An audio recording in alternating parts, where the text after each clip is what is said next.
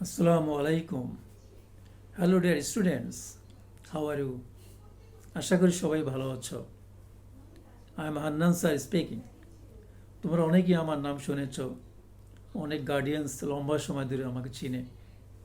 সেই যে 1994-এ masters part 1 করার পর থেকেই সেই যে ও লেভেলে বাংলা টিচিং দেওয়া শুরু করলাম, আর শেষ হলো না, লম্বা সময় চলে গিয়েছে।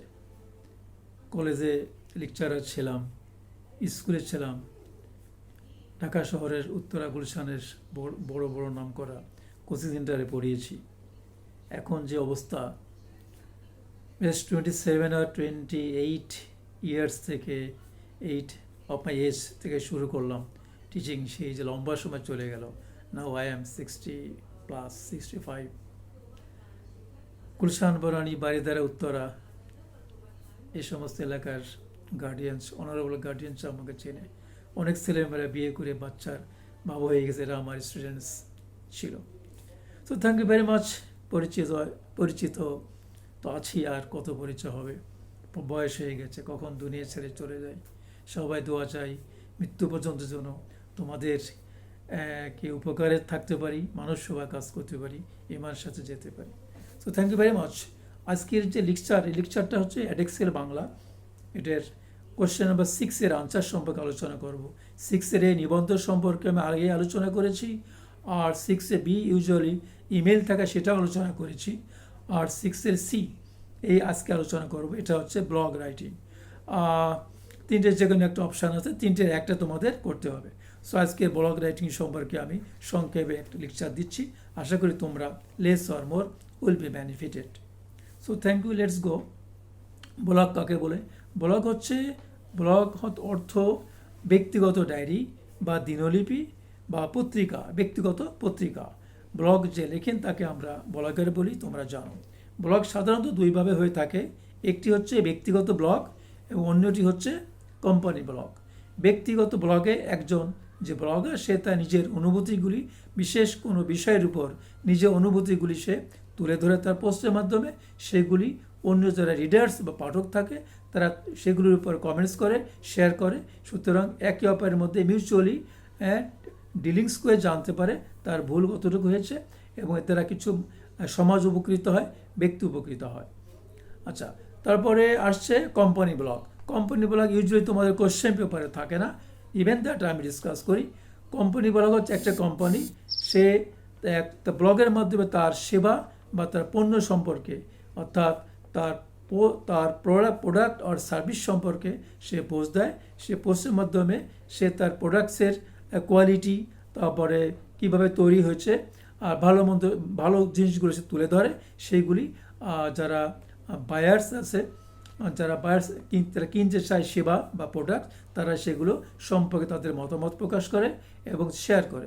এর মাধ্যমে ওই কোম্পানি তার সে প্রমোশনাল অ্যাক্টিভিটিসটা ইনক্রিজ করে। এটা হচ্ছে দুই বিষয় আলোচনা করলাম।